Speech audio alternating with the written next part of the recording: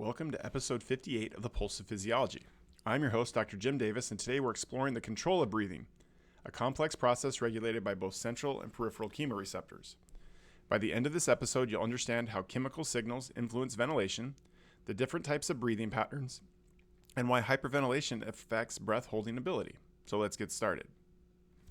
Now, breathing is primarily controlled by input received from chemoreceptors that detect changes in carbon dioxide, oxygen, and hydrogen ions. And there are two types, central and peripheral. The central chemoreceptors are located in the medulla oblongata, and they're primarily stimulated by changes in hydrogen ion concentration, which is indirectly influenced by carbon dioxide. The way this works is carbon dioxide can cross the blood-brain barrier, where it reacts with water to form carbonic acid. Carbonic acid then dissociates into bicarbonate and hydrogen ion, which increases acidity. So when there is more hydrogen ion, that leads to an increased ventilation to remove excessive carbon dioxide. Then there are the peripheral chemoreceptors. These are located in the carotid sinus and aortic arch, near where the baroreceptors are. Their primary stimulus is low oxygen, so when oxygen in the arteries gets below 60 or 70. However, they're also stimulated by high carbon dioxide and high hydrogen ion. Okay, so unlike carbon dioxide, oxygen only affects breathing significantly when arterial oxygen drops below that 60 to 70 millimeters of mercury, when we go from the flat part of the oxyhemoglobin curve to the steep part. So when oxygen is low and or carbon dioxide and hydrogen ion is high, ventilation will increase to restore homeostasis. Now, breathing patterns vary based on metabolic demand, and so we've got 7 or 8 that I'm going to briefly define. So you've got eupnea, which is just normal breathing that meets metabolic needs. Then there's hyperventilation, so this is breathing more than is required for metabolism. Hypoventilation, so breathing less than is needed, which leads to carbon dioxide buildup. Hyperpnea is increased breathing to meet metabolic demand, such as what happens during exercise. Okay, and so hyperpnea is different than hyperventilation.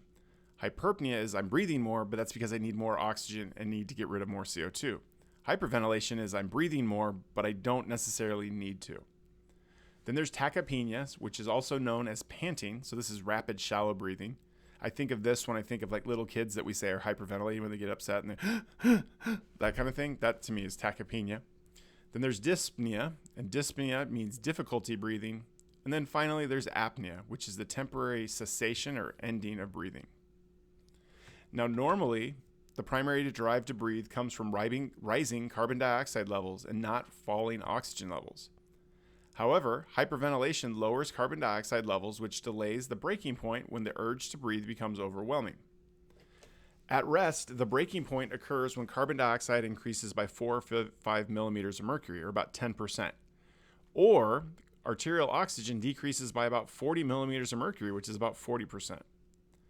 After hyperventilation, since carbon dioxide starts lower, it takes longer to reach that breaking point, so this allows for a longer breath hold.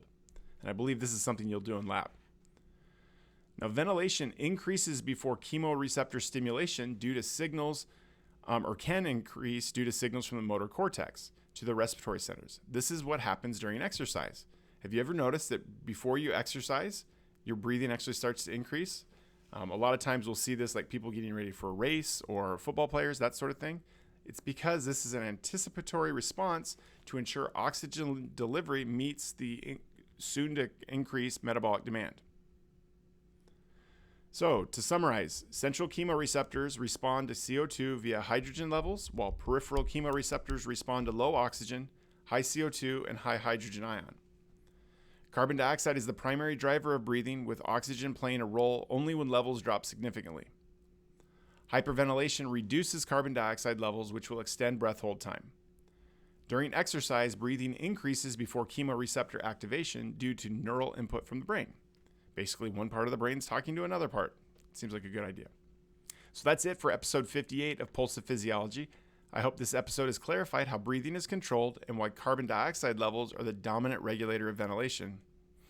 Join me next time for episode 59, where we'll discuss and jump back into, for just 2 episodes, the cardiovascular system. And we'll talk about autoregulation and how the body maintains blood flow under varying conditions. And we'll use this as a bridge from the respiratory system to the urinary system. So until then, keep questioning, keep exploring, and stay curious.